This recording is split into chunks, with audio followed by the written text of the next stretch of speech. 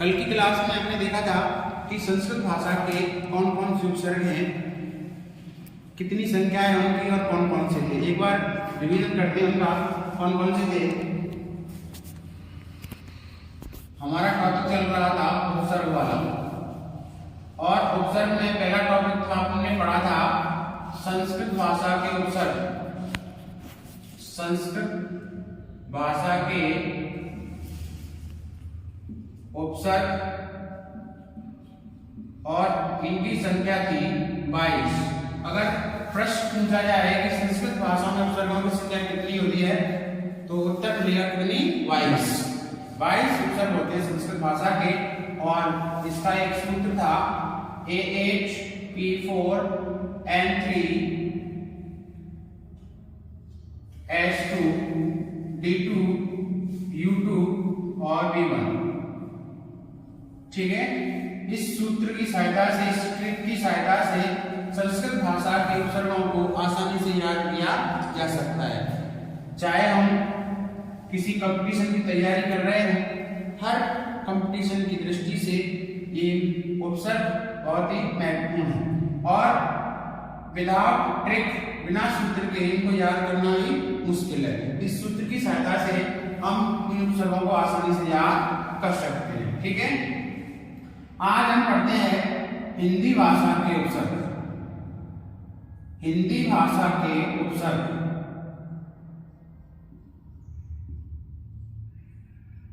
बच्चों, हिंदी में उपसर्गों की संख्या फिक्स नहीं है। हिंदी में उपसर्गों की संख्या फिक्स नहीं है, लेकिन संख्यात्मक दृष्टि से हम 22 ही पढ़ेंगे। ये मत कहना कि सर ने उपसर्गों की संख्या 22 बताई थी हिंदी में। हिंदी में फिक्स नहीं है, मैं फिर कह रहा हूं संस्कृत में उपसर्गों की संख्या फिक्स है, लेकिन हिंदी में उपसर्गों की संख्या फिक्स नहीं है। ठीक है, पहले अपन एक रूपरेखा बनाते हैं कि हिंदी भाषा के उपसर्गों को किस तरह याद कर सकते हैं। तो मैं पहली बार फॉर्म नंबर डालता हूं। पहला उपसर्ग है हिंदी का अन, दूसरा उपसर्ग है अध, और तीसरा उपसर्ग है औ, चौथा उपसर्ग है उ, पांचवा उपसर्ग है उन, छठवां उपसर्ग है चौ,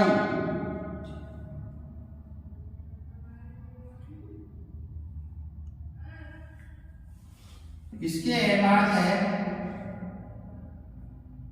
चिर, इसके बाद है पच, इसके बाद है चौ, चिर, पच, पर,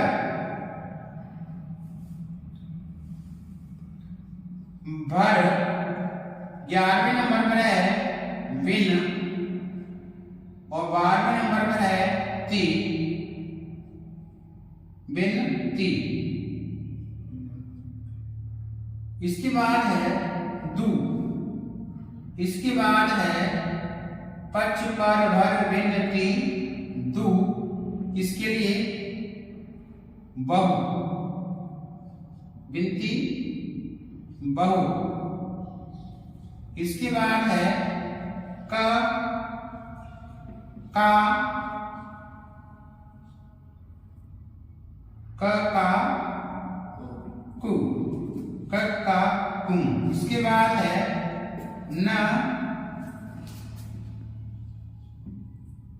नाना, आप, और एक है स, और एक है सम। देखिए, सम एक उपसर्ग था, संस्कृत भाषा के उपसर्गों में भी था, लेकिन हिंदी भाषा के सम और संस्कृत भाषा के सम दोनों में अंतर है। संस्कृत भाषा का जो सम था वो हलंत वाला था। ठीक है, हिंदी वाले जो उपसर्ग है सम, वो बिना हलंत के, इतना अंतर है। ठीक है, इस तरह देखिए, एक बार संख्यात्मक दृष्टि से हमने हिंदी के उपसर्ग देख लिए कौन कौन से हैं। इस प्रकार इनको भी आसानी से याद किया जा सकता है। ऐसे करके देखिए, अन अद औ, अन अद औ, उ उन चौ, चिर पच पर, भर रिन की, दू बहु, क काकू, न नाना आप, न नाना आप, स सम। ठीक है, अगर दो चार बार इस तरह से हम बोलेंगे तो ये भी उपसर्ग आसानी से याद हो सकते हैं। ठीक है, हो सकते हैं, नहीं हो सकते हैं, आसानी से याद हो सकते हैं। अब हम देखते हैं कि इन उपसर्गों की क्या अर्थ होते हैं और किस तरह मूल शब्द के आगे ये प्रयोग किए जाते हैं और मूल शब्द के आगे लगकर किस प्रकार ये नए शब्द का निर्माण करते हैं, हम पढ़ते हैं एक एक करके। ठीक है, इतना समझ में आ गया।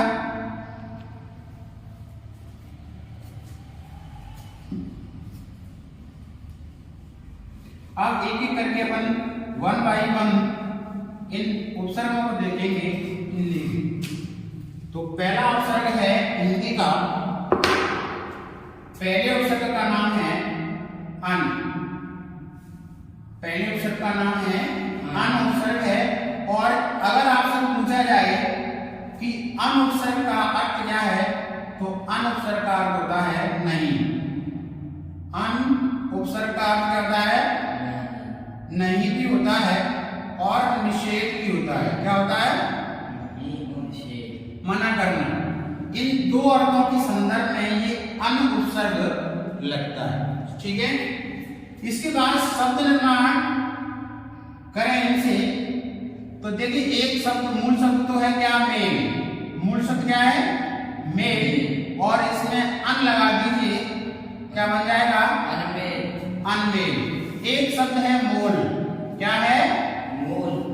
मोल जिसे आसानी से खरीदा जा सके, जिसकी कीमत लगाई जा सके, उसे कहते हैं मोल। इसके आगे एक उपसर्ग लगा दो अन, तो क्या बन जाएगा? अनमोल का मतलब होता है जिसकी कीमत नहीं लगाई जा सकती। ठीक है, अनमोल पढ़ में लगा दीजिए तो क्या बन जाएगा? अनपढ़। और जान में लगा दो तो अनजान। और वन में लगा दो तो अनबन। आपने गाना सुना होगा एक, कौन सा? अनदेखी अनजानी सी, पगड़ी सी दीवानी सी, है कि नहीं? अनदेखी अनजानी, एक गाना भी आया था, गाने में भी इन उपसर्गों का प्रयोग किया गया। ये गाने भी हमें कुछ सिखाते हैं, इसलिए गाने भी हमें सुनने चाहिए। अनदेखी, अनजानी, अनसुना, अनकहा।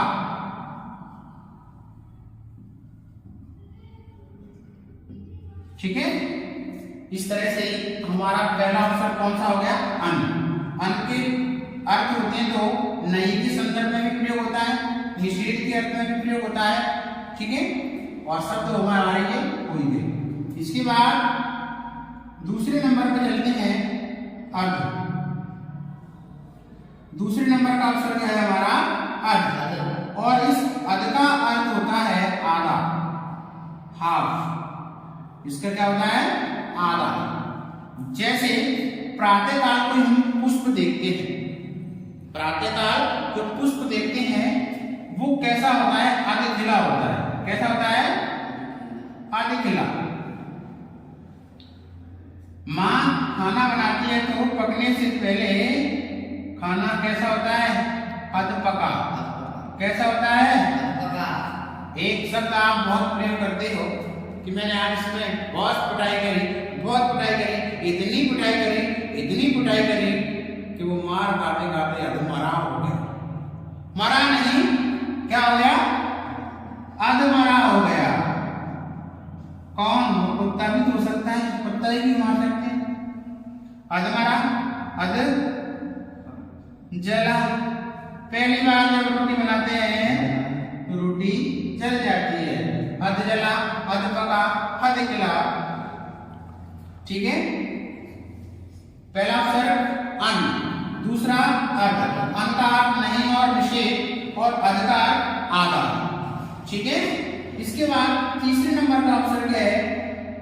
कौन सा? औ। कौन सा? औ। और औ का अर्थ होता है अब। क्या होता है? औ का अर्थ क्या होता है? अब होता है। जैसे सर में लगाओ तो अवसर, तार में लगाओ तो अवतार। जैसे राम अवतार ना कहकर हम क्या कह देते हैं? रामावतार। अवगढ़, कौन सा? अवगढ़, अवगढ़। ठीक है, इस तरह से तीसरा अक्षर भी हमारा हो गया कौन सा? औ। अन, अद, औ। ये अक्षर याद हो गया होगा आपको आसानी से। पहले इनका अर्थ याद कीजिए, फिर इनसे कौन कौन से शब्द बन सकते हैं। प्रश्न किसी भी तरह से पूछा जा सकता है। ऐसे आपको कोई शब्द दे देगा, पूछेगा कि बताइए इनमें कौन सा अक्षर है, या फिर दो तीन अक्षर संस्कृत के दे दिए, एक हिंदी का दे दिया। पूछा जाएगा कि निम्न में से कौन सा एक अक्षर हिंदी भाषा का है, या फिर ये पूछा सकता है कि निम्नलिखित में से संस्कृत भाषा का अक्षर कौन सा नहीं है। इसका आंसर हम तभी दे सकते हैं जब हमें ये अक्षर याद होंगे। दूसरी बात, इन उपसर्गों का फायदा क्या है? हमारे टॉपिक का नाम था शब्द निर्माण की इकाई, क्योंकि उपसर्गों का जो प्रयोग होता है वो शब्द निर्माण में किया जाता है। जब हम शब्दों के अर्थ निकालते हैं तो शब्द का अर्थ जानने में हमारी सहायता करते हैं। अगर इनके उपसर्गों के अर्थ याद है तो हम उन शब्दों का अर्थ सहज रूप से ज्ञात कर सकते हैं। ठीक है, ये तीन उपसर्ग हो गए। अब आगे चलते हैं अपन। अन, अद, अन, अद, औ। अन, अद, औ। इसके बाद अभी क्या पढ़ा था हमने? अन, अद, औ, ओ। चौथे नंबर का अक्षर जो हमारा है उ, और उ का अर्थ होता है अभाव,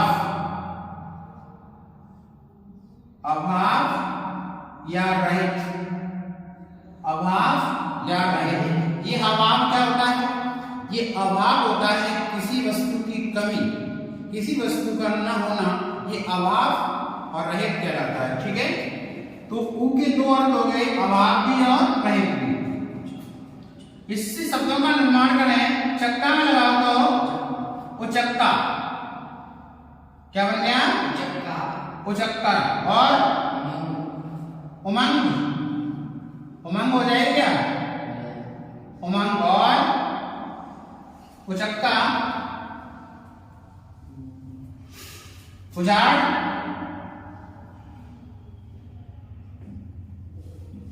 ठीक है। और भी बन सकते, बहुत सारे शब्द हैं जो बन सकते हैं, है ना?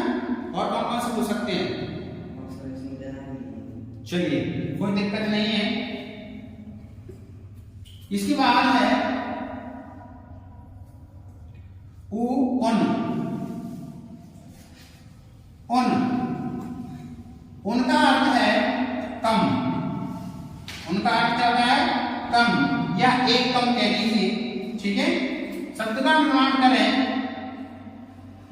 उन प्लस उनमें उन 19, 19 यानी 20 में एक कम, है ना? 20 में एक कम। 29, 30 में एक कम। 39, 40 में एक कम। 49, 50 में एक कम। 79, 80 में एक कम। ठीक है, इसके बाद है उ, उन। उ, उन, चौ है क्या? चौ, चौ का अर्थ होता है चार। चौ का अर्थ होता है चार। जैसे जहां चार रास्ते मिलते हैं उसे कहते हैं चौराहा। जिसके 4 पैर होते हैं उसे कहते हैं चौपाहा। ठीक है, और चौमासा 4 मासों का समूह।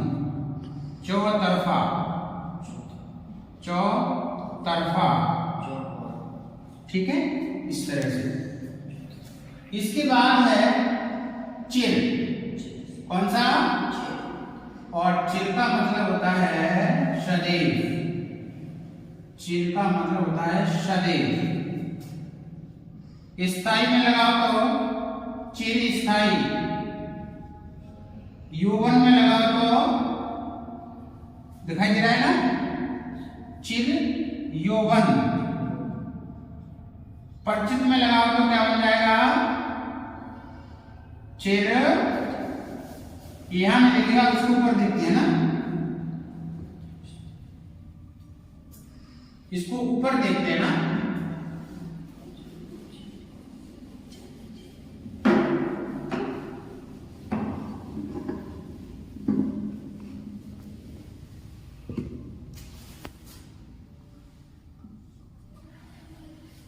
चिर चल रहा था 7 नंबर का, और चिर का अर्थ क्या था? सदैव। सदैव का संधि छेद क्या हुआ? सदा प्लस एव। एक तो हो गया चिर स्थाई। स्थाई में कौन सा उपसर्ग लगा है? चिर। परिचित, चिर परिचित हो जाएगा। हाँ, चिरंजीवी, चिरजीवी, चिरंजीवी,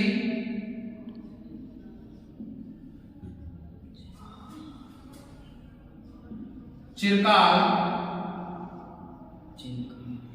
ठीक है, चलिए इसके बाद है चौचिर पक्ष। अगला है हमारा पक्ष।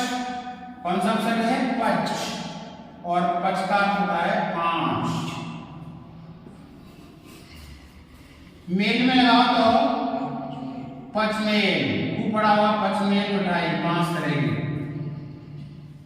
पचरंगा 5 रंगों वाला। पचरंगा, पचमढ़ी। ठीक है, इसके बाद है चिर, पच, पर। कौन सा? पर। पर का मतलब होता है दूसरा, पराया।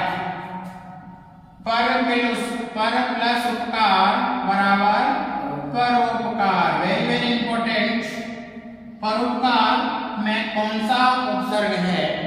दिख पर रहा है संधि विच्छेद से पर प्लस उपकार। कौन सी संधि काम कर रही है यहाँ पे? गुण संधि के नियम से यहाँ ओ हो जाता है। किस कौन संधि के नियम से? गुण संधि। जब आया के बाद उ आता है तो उसका ओ हो जाता है। ठीक है, ये हमारी गुण संधि है। परोपकार, परहित। ठीक है, और क्या? कोटा में लगाओ तो पर कोटा हो जाएगा। और परदेश। आपने साइंस में पढ़ा होगा परजीवी। अमरबेल पढ़ी है? अमरबेल एक कैसा पादप है? परजीवी पादप है, जो अपने जीवन के लिए दूसरे पर निर्भर रहता है। बाला में जो जू पाए जाते हैं वो भी परजीवी हैं। पच पर भर। भर माने क्या होता है? पूरा। पूर में लगाओ भरपूर। पेट में लगाओ भरपेट। और मार में लगाओ भरमार। कम में लगाओ भरकम। ठीक है, इसके बाद है पक्ष पर भर विन। क्या है? विन। विन का का मतलब होता है बिना, बिन का मतलब बिना, बिन देखा, बिन सुना, बिन चाहा,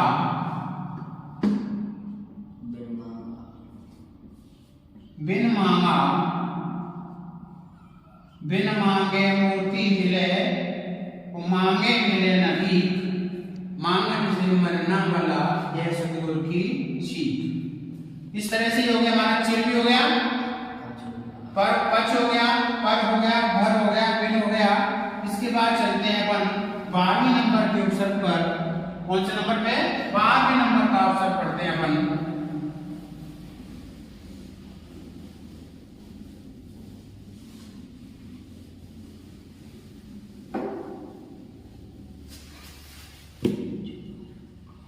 बारहवें नंबर पर अक्षर है हमारा ती, और ती का अर्थ होता है तीन।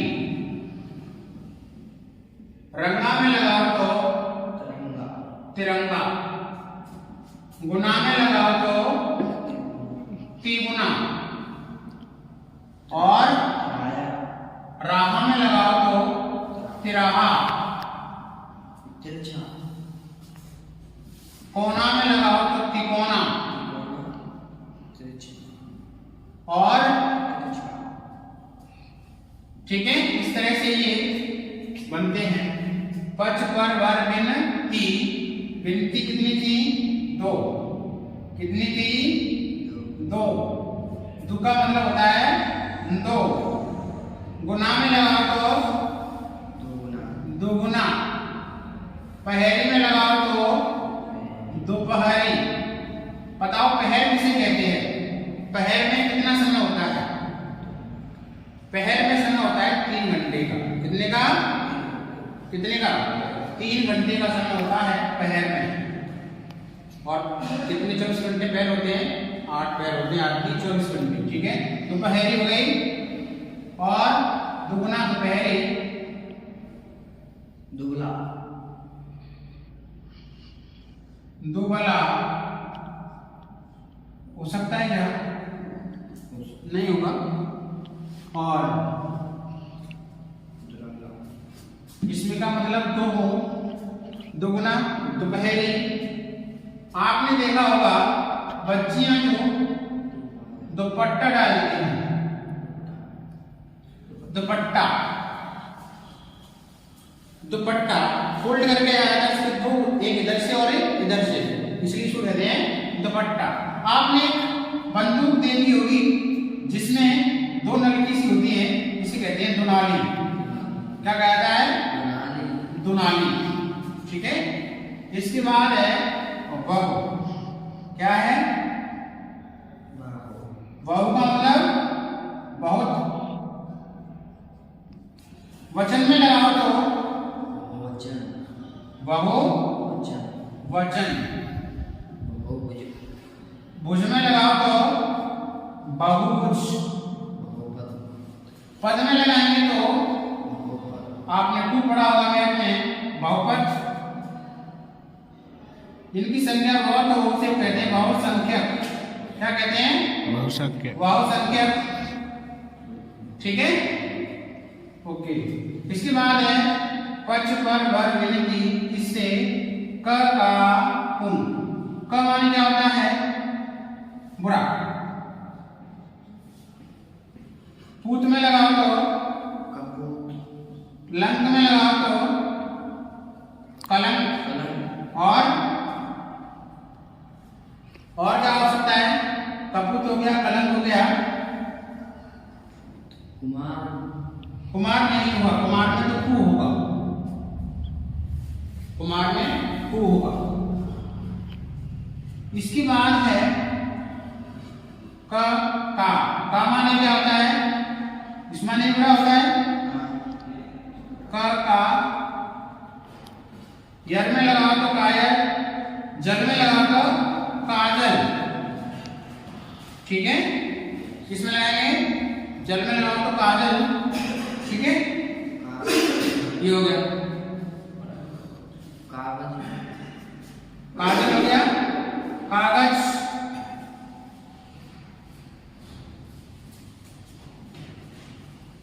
ठीक है। इसके बाद है क का कु, कु माने भी बुरा। देखो तीनों फैमिली में तीन है, तीनों के तीनों बुरे। क भी बुरा, का भी बुरा और कु भी बुरा। ठीक है। पुत्र में लगाओ तो कुपुत्र, मार में लगाओ तो कुमार और चाल में लगाओ तो कुचाल और मार्ग में लगाओ तो कुमार, मार्ग में लगाओ तो कुमार। इसी तरह संगति में लगाएंगे तो कुसंगति, है ना। इस तरह से ये हमारे हो गए। आगे चलते हैं।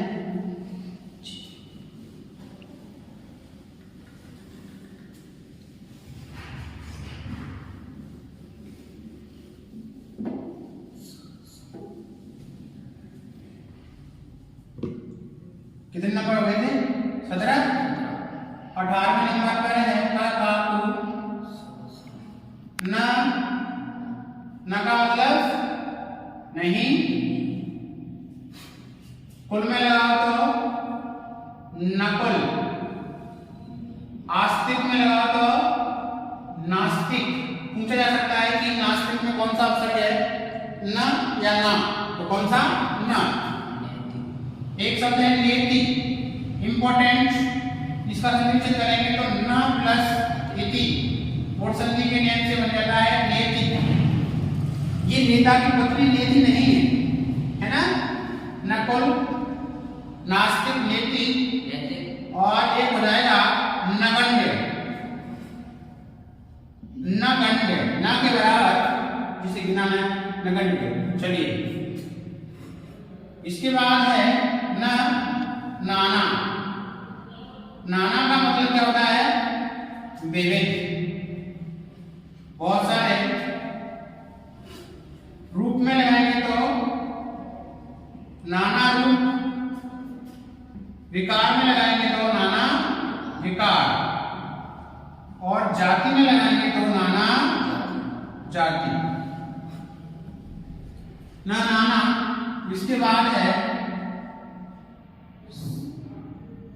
आप। आप का मतलब है स्वयं, आप का मतलब स्वयं। आप बीती, आप कही और आप सुनी।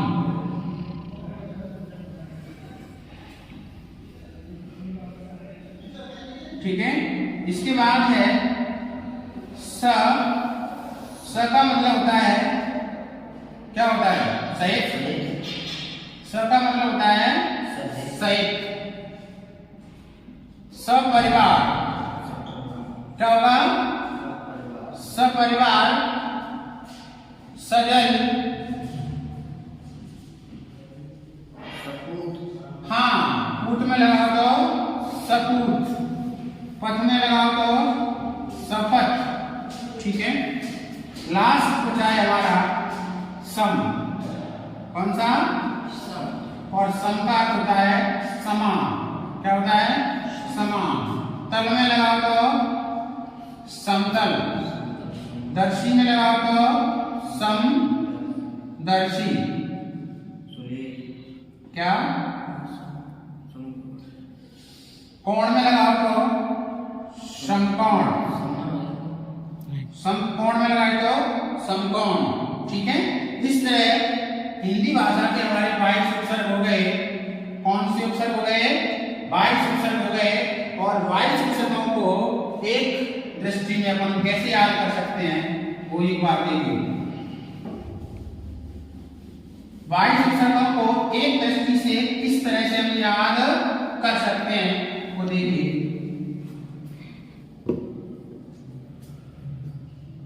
अपन ने पहले पढ़ा था, अपन काउंटिंग करते हैं 22 उपसर्गों में। 1 2 3 4 5 6 7 8 9 10 11 12 13 14 15 16 17, 18, 19, 20, 21 और 22। पहले नंबर पे अपन ने पढ़ा था अन, दूसरे पे पढ़ा था अज, तीसरे पे पढ़ा था औ, फिर पढ़ा था ओ, उसके बाद ओन, फिर पढ़ा था चौ, फिर चिर, इसके बाद पच, फिर पर, भर, विन और ती। विनती कितनी थी? 2। किससे थी? बहु से। कक्का के लिए क, का, कु। न की नाना के लिए आप, स और सम। इस तरह से देखिए बहुत ही आसानी के साथ हमने 22 हिंदी के उपसर्ग लिख लिए हैं, इनको याद कर सकते हैं। अन, आद, औ, उ, ओन, चौ, चिर, पच, पर, भर, विन, ती, दू, ब, क, का, कु, न, नाना, आप, स, सम। आसानी से याद कर सकते हैं। ठीक है, ठीक है, पहला ये हो गया, दूसरा ये, तीसरा, चौथा। इस तरह से हमने 22 उपसर्ग हिंदी के पढ़े, इनको आपको याद करना है। जैसे ही याद हो जाएंगे तो हमें ये उपसर्ग और इससे निर्मित शब्द आसान लगने लगेंगे। ठीक है, आज की क्लास में हम इतना ही पढ़ेंगे हिंदी भाषा के उपसर्ग। अब अगली क्लास में अपन पढ़ेंगे विदेशी भाषा के उपसर्ग जो बहुत महत्वपूर्ण है। ठीक है, आज के लिए धन्यवाद।